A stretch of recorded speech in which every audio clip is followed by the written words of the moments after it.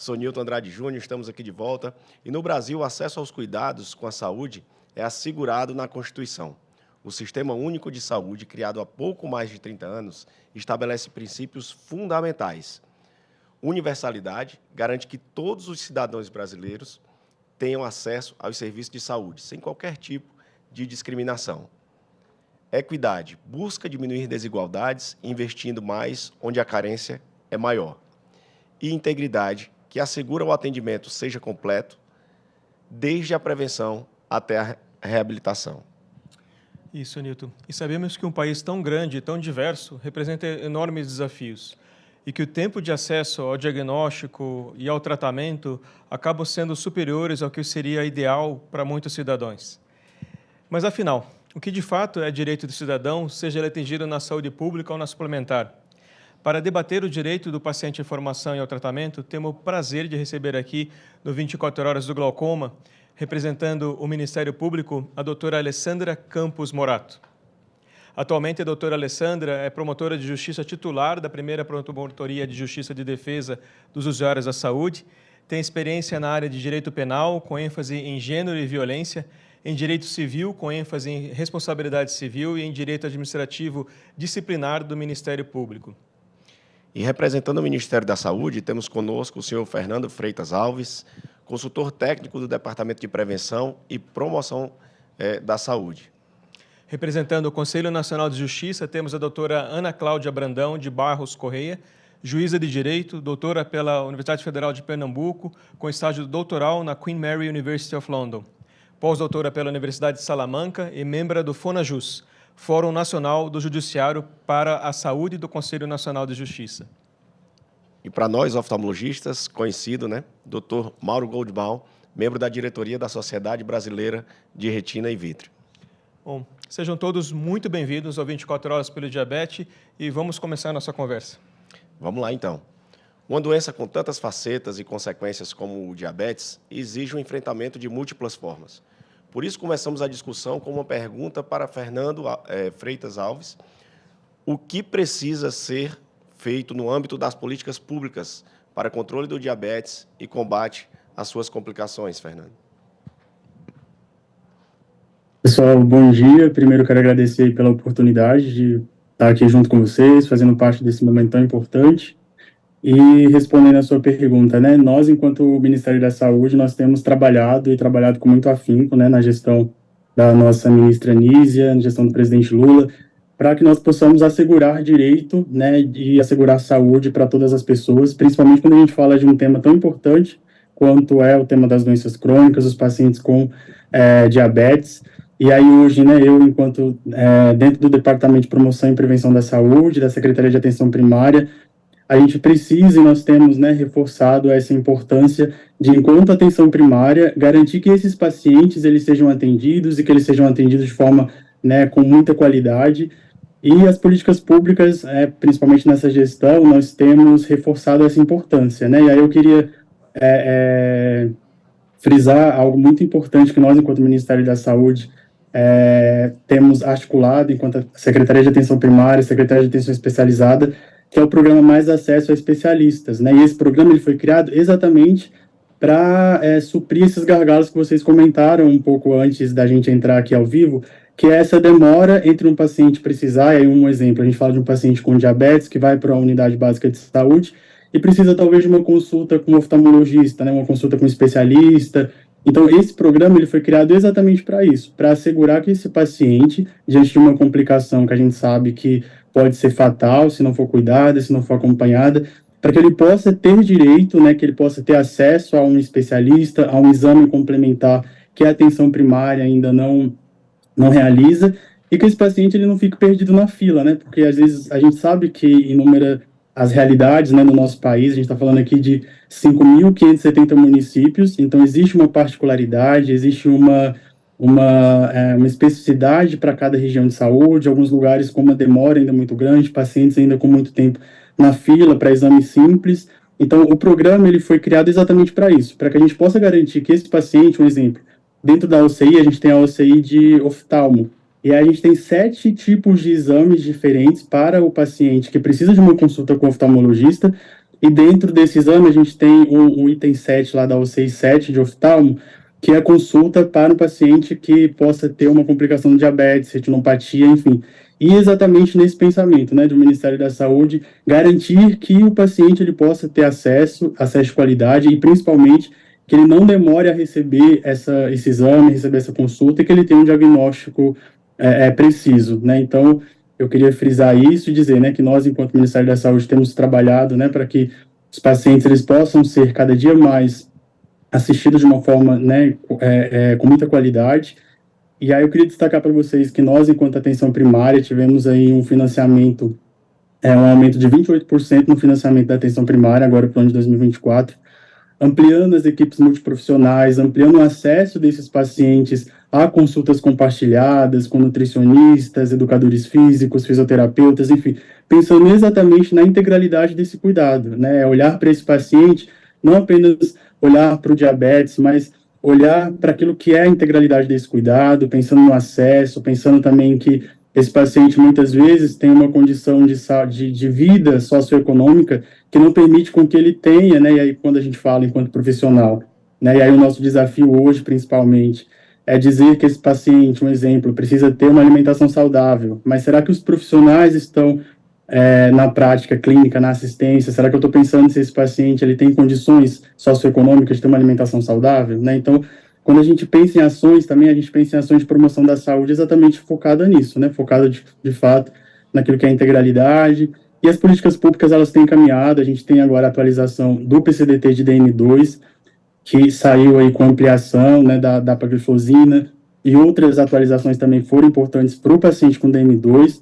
E aí a gente tem trabalhado também agora na atualização do PCDT de DM1, porque para nós, enquanto Ministério, é importante, né? Então, nós temos o PCDT lá de 2021, mas já sabemos que precisamos atualizar diante de várias situações que a gente percebe, né, que a gente precisa ali ainda fazer essas atualizações. Temos trabalhado também no âmbito do Ministério para atualizar esses documentos, contando também com o apoio das sociedades, contando com o apoio daquilo que a gente sabe que é importante para esses pacientes que são acometidos pelo diabetes. Excelente, Fernando. Muito obrigado pelas informações do Ministério da Saúde. E para continuar nossa conversa, e para a maioria dos nossos espectadores, a competência e ação do Ministério Público no âmbito da saúde, às vezes, pode não ser tão claras. Como podemos esclarecer isso para a nossa audiência, doutora Alessandra Campos Morato? Acho que o áudio está fechado. Bom dia a todas e a todos. É um prazer enorme. Já há muitos anos que eu faço parte desse projeto lindíssimo, né, do Conselho Brasileiro de Oftalmologia. Ele é anual e é sempre um aprendizado, né? Ouvir o Fernando falar aqui, então eu vejo, assim, desde das primeiras vezes que eu participei, ao longo dos anos, assim, o quanto a gente avançou, Fernando. Ouvir sua fala aqui mostrou um enfoque realmente voltado ali, né, no âmbito do executivo, voltado para a integralidade que é a questão do enfrentamento da diabetes, né? E esse sempre foi o nosso desafio. Eu atuo aqui no âmbito do Distrito Federal, equivalente ao Ministério Público dos Estados, né? Que aí o Ministério Público dos Estados atua ali junto aos municípios, em parceria com a União, né, para garantir esse direito. E aqui no Ministério Público do Distrito Federal nós temos várias frentes. Uma das frentes é a que acompanha as políticas públicas, que está ali na parceria com o Fernando, que são as ProSUS. Então, são 4 colegas meus que estão trabalhando diretamente com essa temática e tendo muita parceria ali do Ministério da Saúde na ampliação desses serviços. Tem também mais 2 colegas que trabalham nas ações judiciais, Poder Judiciário aí atuando aqui no Distrito Federal de uma forma realmente de vanguarda, né, para garantir o direito, garantir as medicações, garantir o tratamento. O nosso maior desafio aqui no Distrito Federal são as dificuldades de acesso às subespecialidades. Esse é um ponto central. Imagino que no restante do Brasil pode ter desafios ainda maiores, não é? Então, nós sabemos que a questão do diabetes, nas UBSs aqui do Distrito Federal, aqueles exames de rotina, aquela porta de entrada, eu diria para vocês que é excelente, porque tanto pelo fato profissional, que eu acompanho ali nas ações, quanto por questões familiares. Minha mãe é diabética, né, há 40 anos que ela é diabética, e ela usufrui do serviço da UBS aqui, né, próximo à nossa residência, e tem um controle fantástico. Mas, quando precisa, e ela teve um problema agora relacionado à questão oftalmológica, que são as complicações, a gente já começa a enfrentar essas dificuldades. Então, a população do Distrito Federal, e aí eu digo também a população dos estados, podem procurar o Ministério Público em seus estados para se cientificar se está faltando medicamento, se está faltando acesso a essa subespecialidade, que tanto no aspecto negocial, que os meus colegas vão tratar ali com o Ministério da Saúde, com as secretarias estaduais, quanto no aspecto judicial, o Ministério Público pode sim atuar na defesa dos direitos desses pacientes. Obrigado, doutora. Vamos convidar agora para participar aqui do debate, bater um papo conosco também, nosso querido amigo doutor Mauro Goldbaum, e como as ações da sociedade civil podem criar condições que proporcionem assistência adequada aos portadores de diabetes, Maurinho. O áudio está fechado. Perdão. Bom dia a todos novamente. Queria destacar 3 momentos que a gente já falou e vai continuar falando. O mais importante é a prevenção. Então, a gente tem um momento de tentar impedir ou diminuir o risco do paciente ou do cidadão desenvolver a diabetes mellitus, ou seja, tem um momento de diminuir o risco dele desenvolver a retinopatia diabética, e tem um momento de diminuir o risco dele desenvolver complicações dessa retinopatia diabética, de impedir que ela evolua a uma situação onde a gente possa ter um prejuízo, uma perda visual mais significativa. E cada um desses momentos tem medidas diferentes. Então, já se falou bastante, e sempre a gente vai reenfatizar, o mais importante é tentar impedir que se desenvolva a diabetes, seja com medidas, hábitos saudáveis, medidas preventivas, evitar obesidade, exercícios físicos, alimentação saudável. Quer dizer, essa ação de base, no fundo, é o mais importante. Na medida em que o paciente desenvolve a diabetes, para se evitar que esse problema escale, que ele desenvolva a retinopatia diabética, a gente precisa, então, de medidas um pouco diferentes, e a parte médica acaba ganhando mais vulto. Então, manter o controle da diabetes é de suma importância, manter a glicemia, a hemoglobina glicada, todos esses parâmetros, as variáveis, no nível mais controlado possível, vai realmente diminuir a chance de você progredir e acabar desenvolvendo as complicações que o diabetes traz, seja em relação aos rins, aos olhos, enfim.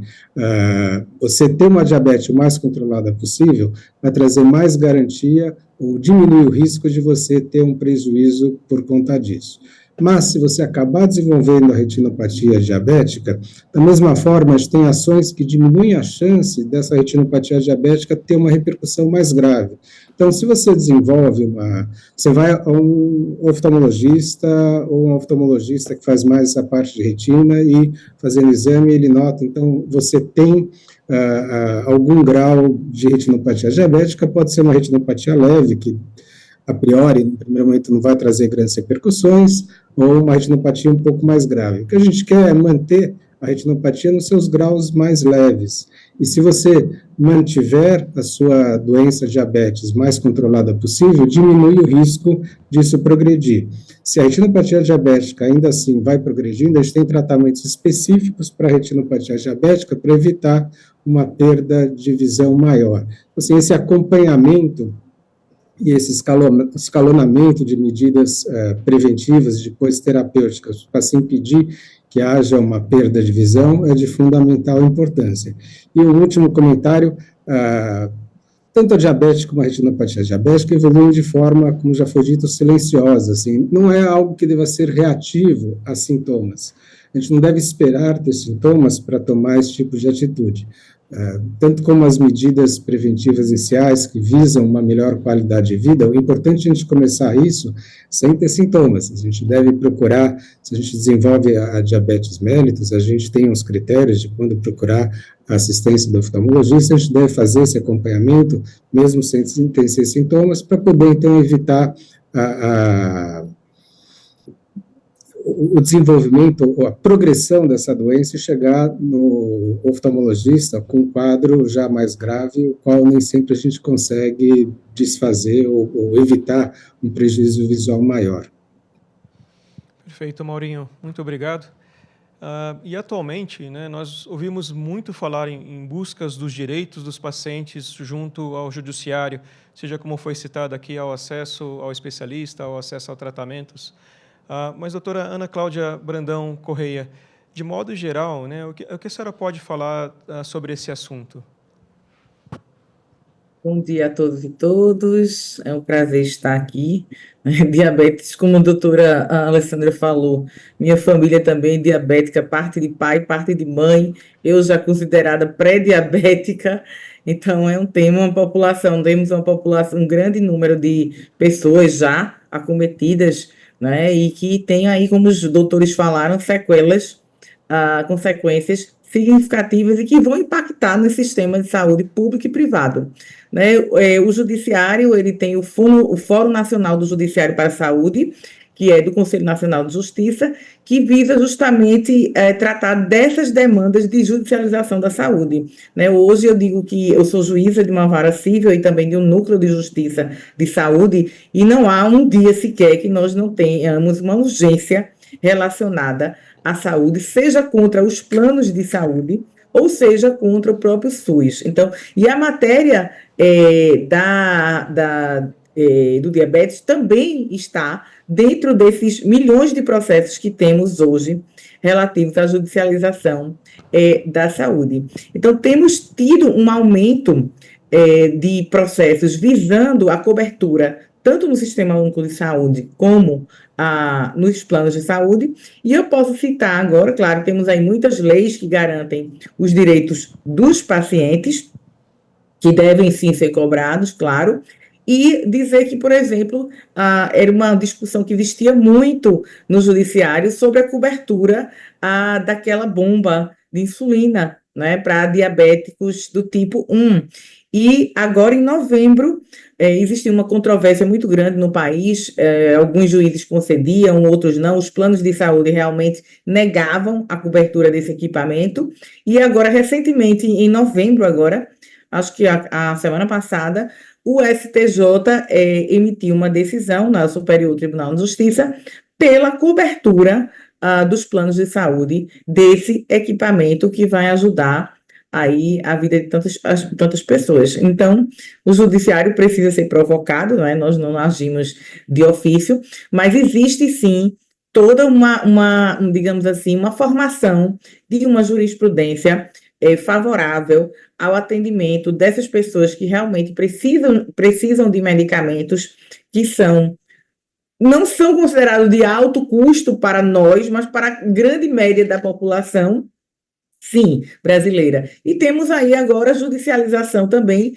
desses medicamentos que estão sendo bem divulgados aí na mídia, não é, para tratamento de diabetes, como o Ozempic, o Wegovy e outros que estão aí também judicializados, e o judiciário atento aí a essa necessidade, não é? Nós decidimos a importância do médico nesse processo judicial, ela é crucial, já que o juiz ele vai se basear sempre no laudo médico. Então, é necessário que esses laudos médicos venham muito bem fundamentados sobre a necessidade desses tratamentos, sobre a necessidade desses equipamentos, para que o judiciário possa garantir o direito à saúde de todos. Né? Como eu disse, nós agimos com provocação, o CNJ, o próprio Supremo Tribunal Federal tem toda uma orientação de que essas demandas sigam a medicina baseada em evidências.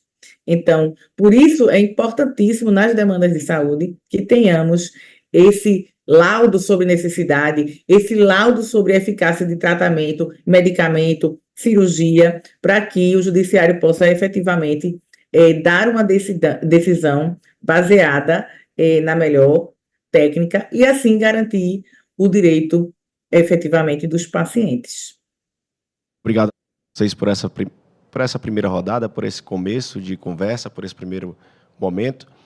E por falar em Sistema Único de Saúde, por falar no SUS, o SUS representa uma das maiores conquistas do povo brasileiro, mas a saúde pública do Brasil, da qual dependem cerca de 75% da população, tem ainda inúmeros gargalos e desajustes que, no tratamento do diabetes e de suas complicações, por exemplo, podem trazer resultados dramáticos.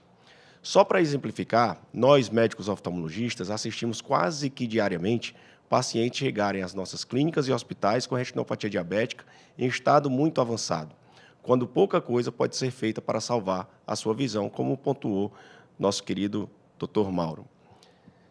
Entretanto, depois de terem perambulado pelo sistema um tempo precioso, perdido em consultas e exames marcados em prazos incompatíveis com o desenvolvimento da doença.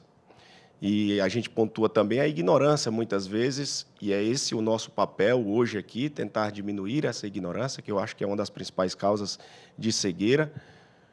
Mas, trazendo para o nosso debate, como podemos contribuir com o paciente, médicos, para encaminhar estes e outros problemas dentro de um sistema que deve respeitar a todos? Vamos começar essa nova rodada aqui com o Dr. Mauro. Por favor, Maurinho. Obrigado novamente, excelente questão. Esse é um problema difícil, obviamente. É um problema gigantesco, acho que é o grande problema do SUS, assim, como atender a demanda toda da melhor forma possível. Eu acho que antes do atendimento à saúde é sempre importante discutir novamente ou reforçar a necessidade de se valorizar as medidas preventivas, de se veicular, de se comunicar, enfim, de alertar a população que realmente esse é um problema que deve se começar muito antes da idade onde se desenvolve a diabetes, e você adotar medidas que levem a você ter uma melhor qualidade de vida. Isso vai diminuir o risco de você ter não só diabetes, mas todas essas doenças crônicas que têm como fator de risco enfim, os nossos hábitos não saudáveis, quer dizer, hipertensão, doenças cardiovasculares. Se você informar, ressaltar, valorizar esses hábitos saudáveis que diminuem o risco dessas doenças crônicas é fundamental. Passando mais para o atendimento, em especial em relação ao SUS, eu acho que, como a gente está tendo agora, assim, faz falta fóruns, momentos onde a gente, desapegado um pouco de cada um dos seus interesses, assim, se discuta qual a melhor forma de construir um sistema de saúde melhor. Um sistema de saúde que seja mais abrangente, mais acolhedor, mais eficaz. E eu sinto falta de que a gente tenha conversas assim mais vezes. Sendo mais específico em relação ao SUS, acho que há formas de se tentar hierarquizar e se racionalizar melhor o atendimento. Eu atendo no SUS, eu trabalho em hospital público, eu vejo essa realidade no dia a dia, essa dificuldade, e esses são os pacientes que eu estou vendo que estão chegando até a mim. Existe, obviamente, um grande conjunto de pacientes que nem estão chegando e que, infelizmente, vão ter ainda que, provavelmente, consequências ainda maiores. Então, se a gente conseguir racionalizar esse tratamento, levando talvez o oftalmologista mais próximo, com mais acesso aos pacientes, ao atendimento de saúde primária, talvez fazer uso de telemedicina, enfim, se discutir formas também criativas que possam ajudar a oferecer um acesso mais fácil à população e evitar que ele chegue numa situação, de novo, que a gente tem dificuldade de corrigir e impedir uma perda visual mais severa. Excelente, Maurinho. E como a gente escutou da doutora Ana Cláudia Brandão, o dia a dia dela, o impacto da judicialização em cima dos recursos limitados de saúde que a gente tem disponível no nosso país para lidar com um desafio tão grande como, por exemplo, o diabetes, a retinopatia diabética, chama a nossa atenção para todo um contexto onde as instituições, o corpo técnico, ela tem que trabalhar de uma maneira muito séria e muito efetiva, e essa comunicação entre essas entidades que estão aqui representadas, por exemplo, ela deve ocorrer de maneira bem clara, transparente e com bastante responsabilidade. Doutora Ana, seus comentários sobre como a gente faz tudo funcionar melhor. é como eu falei, né? O judiciário, ele é, digamos assim, a última porta, né? A última instância que os usuários procuram para assegurar o direito à saúde. Então, a gente fica lá meio que, o Fórum, como eu falei, o Fórum Nacional do Judiciário para a Saúde já tem adotado, né, que hoje é presidido pela conselheira Daiane Lira, ele já tem adotado uma interlocução muito boa, né? Tivemos aqui um evento agora em São Paulo, o terceiro Congresso Brasileiro, em que tivemos participantes médicos dos 3 maiores hospitais daqui, Ministério da Saúde, ministros do STF, do STJ, enfim, advogados, promotores de justiça, defensoria pública. Foi um congresso com todos os, digamos assim, os atores envolvidos na questão da judicialização da saúde. Então, já se tem criado, desde 2010, na verdade, que o Poder Judiciário vem atuando, né, nessas demandas de saúde para organizar, digamos assim, o sistema de uma maneira mais técnica, apoiar os juízes nesse processo de tomada de decisões, que eu costumo dizer, nós não somos médicos, nós não somos técnicos na área de saúde, então nós precisamos desse embasamento. Então, do ponto de vista do judiciário, a gente tem feito uma interlocução cada vez maior com os atores da saúde, e essa interlocução tem dado resultados muito bons. Nós temos, por exemplo, os núcleos de apoio técnico, que são núcleos que funcionam nos tribunais, e também tem ele online, para o Brasil inteiro, em que a gente pode pedir notas técnicas sobre determinada cirurgia, sobre determinado tratamento, para que a gente, como eu disse, possa decidir em medicina baseada em evidência. Então, acho que hoje o grande ponto que nós temos na judicialização é a necessidade de interlocução entre essas áreas, né, para que a gente possa, realmente, eu digo, a gente é a última instância, né? O paciente, ele tenta conseguir o tratamento pelo SUS, conseguir o tratamento no seu plano de saúde, e ele só vai ao judiciário após o esgotamento, digamos assim, após todas as negativas. E essas negativas, claro, os números mostram, né, têm sido constantes. Né? A bomba de insulina que eu falei era uma que foi chegar agora no STJ, quando a gente já tinha muitas e muitas demandas e anos de demandas. Então, é muito importante, e isso vem sido fortalecido pelo Judiciário, essa interlocução com a área de saúde, para que a gente possa também decidir junto com o médico, né, ter o embasamento médico do que é o melhor para o paciente, evitar eventuais desvios que existam e que existem, né, por aí. E só assim eu acredito que a gente vai poder usar os recursos adequadamente, porque nós temos que pensar em uma saúde que ela tem praticamente 160 milhões de usuários, não é? O SUS é um dos maiores sistemas de saúde do mundo. Para a gente atender todo mundo com tudo é praticamente impossível. Por isso, a gente tem que pensar na otimização desses recursos para que a gente também o judiciário não esteja invadindo essas esferas de gestão pública de saúde, que é do poder executivo. Então, a gente vive um momento de judicialização extrema, né, no que tange a saúde. Existe essa preocupação, posso dizer a vocês, como integrante do FONAJUS, que existe essa preocupação do judiciário, nós melhoramos muito, né? Nós estamos muito mais, assim, apetrechados para proferir as nossas decisões e vamos precisar sempre estar de mãos dadas com as sociedades aí de medicina em cada área e com um corpo realmente técnico que possa nos dar fundamento. E eu posso dizer a vocês que chega a ser até angustiante, né? No meio de tantos processos, a gente vê, nossa, esse laudo médico aqui precisa trazer um fundamento de que essa bomba funciona, de que essa bomba é primordial para a qualidade de vida do paciente, ou essa cirurgia aí vai mudar a expectativa, até a expectativa de vida, a qualidade de vida, na visão, seja onde for. Então, eu vejo com muito entusiasmo e com muito otimismo, acho que evoluímos bastante, precisamos ainda estar mais juntos, né? A seara médica com a seara jurídica, para que no campo da judicialização, eu digo, a gente precisa pensar no direito do paciente, pensar também na sustentabilidade do sistema, porque o SUS tem recursos finitos e o próprio plano de saúde, por ele ser uma saúde suplementar e privada, mas também existe a preocupação com a sustentabilidade desses contratos para que nenhum usuário seja também, digamos assim, punido pelos desvios, digamos assim, dos outros. Então, a preocupação, claro, maior é com a vida e com a saúde, e pensar também na sustentabilidade. E acho que essa interlocução, ela é essencial para que a gente possa realmente garantir o direito do paciente no que a medicina pode oferecer de melhor a todos eles.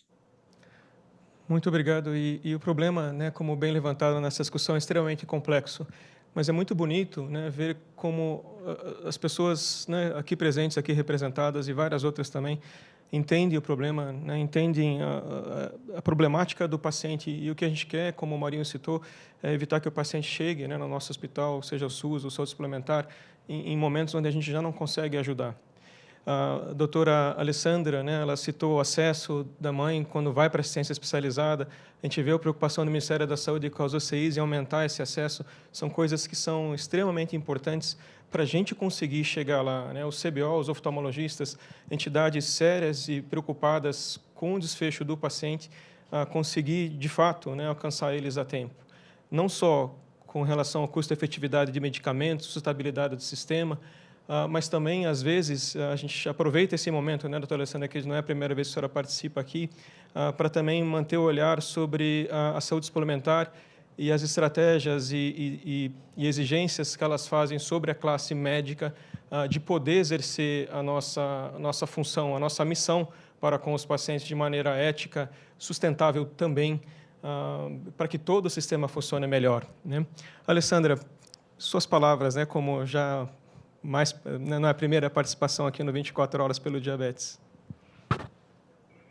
Sim, sim. A pergunta que fica reverberando para nós, né? Como garantir e melhorar esse atendimento com recursos finitos, né, relacionados ao SUS, e também como garantir esses direitos aos pacientes com cobertura por planos de saúde, que também têm os recursos finitos.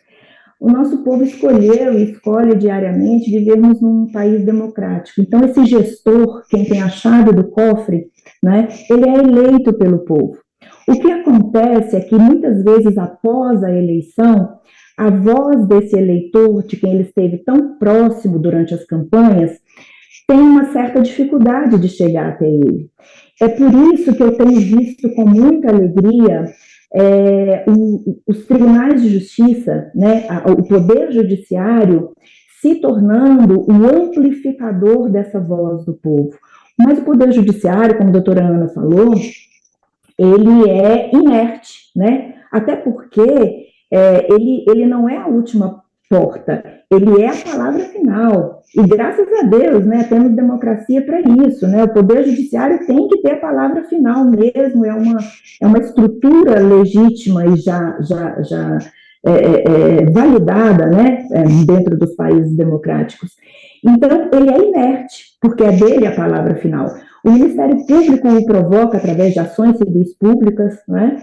E a Defensoria tem tido um papel incrível, fantástico, em levar a voz de cada um desses cidadãos para que o Poder Judiciário leve até o gestor omisso, aquele que não está cumprindo seu papel constitucional, o martelo de dizer, você vai fazer sim, sob as penas da lei, né? Então, a gente tem conseguido essa judicialização que a doutora Ana fala, para mim é uma conquista democrática. É uma conquista democrática a partir da ampliação dos poderes do Ministério Público para entrar com a ação civil pública e a partir do aumento dos quadros de integrantes da Defensoria Pública que puderam dar voz a esses excluídos, que não tinham como pagar um advogado para que o Poder Judiciário visse, né? O Poder Judiciário tem a venda nos olhos, ele precisa que alguém leve até ele a demanda.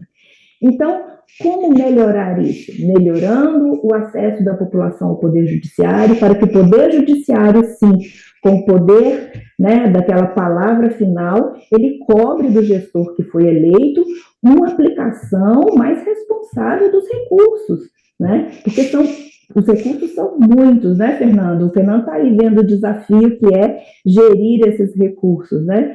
Então, a proposta do Ministério Público é essa, é de uma maior ampliação. E antes de chegar ao Judiciário, o Ministério Público tenta, como eu falei pelos meus colegas, fazer a negociação direta com os gestores, seja com o Fernando e a equipe dele nos bastidores, seja com o pessoal das secretarias de saúde estaduais, mas quando isso não avança, quando falha, quando trava, não tenha dúvida que o Ministério Público irá entrar com a ação civil pública e nós temos tido excelentes respostas do Judiciário, que, graças a Deus, tem a palavra final. Muito obrigado, doutora Alessandra.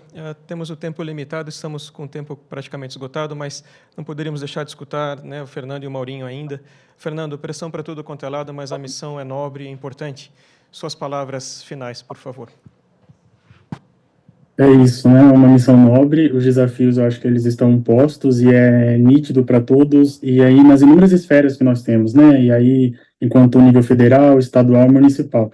E eu acredito que é isso, a saúde pública ela é construída em parcerias, né? Então, assim, não adianta apenas nós, enquanto gestão federal, desenvolvermos estratégias, métodos, até mesmo disponibilizar recurso, se a gente, às vezes, na prática, a gente não consegue fazer com que esse recurso ele seja usado de uma forma eficaz, né? Então, assim, a gente precisa, de fato, e aí quando o doutor Mauro trouxe também, ele frisou muito na questão da prevenção. Então, acho que nós temos esses desafios, porque eu preciso olhar para os meus pacientes, eu preciso olhar para esses indivíduos que ainda não têm ali o diabetes, e o que eu preciso fazer para prevenir, para que esse paciente ele não tenha uma complicação, mas, ao mesmo tempo, eu também preciso olhar para esses outros inúmeros que já têm a doença estabelecida e que precisam de tratamento, que precisam, talvez, da atenção especializada, passa da atenção primária para especializada.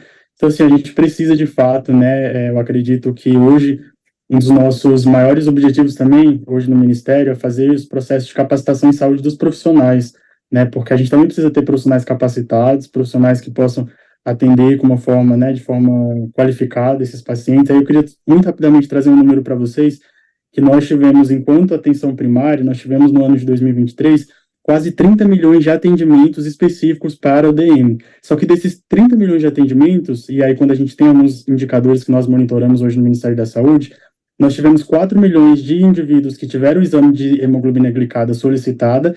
Desses 4 milhões, apenas 1,5 milhão tiveram o exame de hemoglobina glicada avaliada. Então, assim, o número ele é muito discrepante. Quando eu tenho um número X de pacientes que têm a doença e um número X de pacientes que tiveram aquele exame avaliado. E aí a gente pode ficar aqui como questionamento, né? Mas o que está acontecendo na prática que esses profissionais, às vezes, eles não estão avaliando o exame, né? Não adianta eu solicitar, eu preciso avaliar. E aí esse meu paciente, que é uma recomendação nossa, né, que já tem 18 anos, que tenha um rastreamento, que seja feita busca ativa para esse paciente, que eu preciso saber se o paciente, né, tem diabetes, se ele tem um risco de desenvolver. Então, assim, e aí por isso que eu falo, né, das esferas da gestão.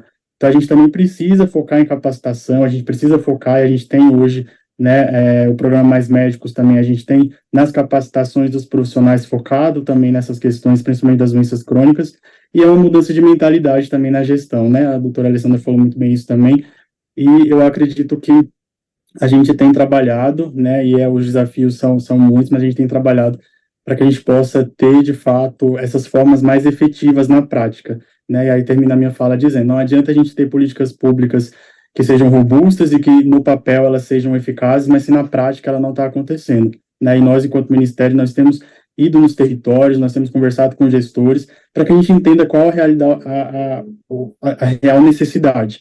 E aí, só entendendo a real necessidade daquele território, daquela população específica, a gente consegue intervir para que a gente consiga, de fato, fazer com que esses pacientes eles sejam atendidos e que eles tenham, né, a garantia do direito à saúde que a gente precisa, enquanto Estado, garantir para todos.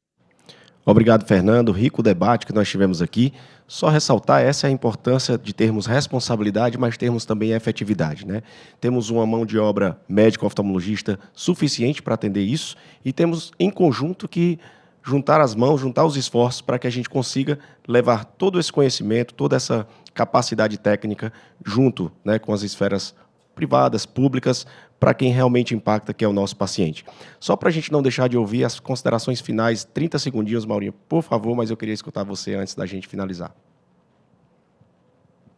Muito obrigado, novamente, bem rápido. A gente costuma falar que a saúde tem custo, a saúde não tem preço, mas tem custo. Eu achei ótima a fala, tanto da Ana Cláudia como da Alessandra, que em vez de usar custo, usaram recurso. Quer dizer, quando a gente fala custo, dá a impressão de ser só o orçamento e tal, mas não. A gente tem uma estrutura limitada, pessoal limitado, e a gente tem tempo limitado. Assim, como otimizar essa estrutura é fundamental para que a gente possa racionalizar a distribuição de saúde para a nossa população. Enfim, acho que vale a pena essa discussão multidisciplinar para que a gente possa alcançar maior eficácia possível do nosso sistema de saúde. E último comentário super rápido, a gente costuma colocar o paciente como beneficiário final nessas discussões. Eu acho que o paciente naturalmente vai ser o beneficiário, mas quem tem que estar no centro da nossa discussão é o próprio sistema de saúde. A gente tem que discutir como manter o sistema de saúde saudável, porque isso vai beneficiar todos os agentes que trabalham ou se beneficiam desse sistema. Acho que o sistema de saúde é o nosso bem mais importante nesse quesito. Obrigado a todos vocês. O debate está fantástico. Na verdade, ele não termina aqui, né? E, na verdade, isso é uma continuação e é uma maneira de colocarmos para a população o que nós temos feito em conjunto. Hoje, eu acredito que tanto o Conselho Brasileiro de Oftalmologia quanto as entidades e as esferas públicas têm maturidade suficiente para sentar, discutir e entender o que é melhor para ser feito, né? Com divergências, mas sempre com o mesmo intuito de chegar a um resultado comum. Então, agradeço a todos vocês que estão nos assistindo, agradeço a vocês que participaram, agradeço ao meu colega Lisandro e vamos continuar 24 horas pelo diabetes.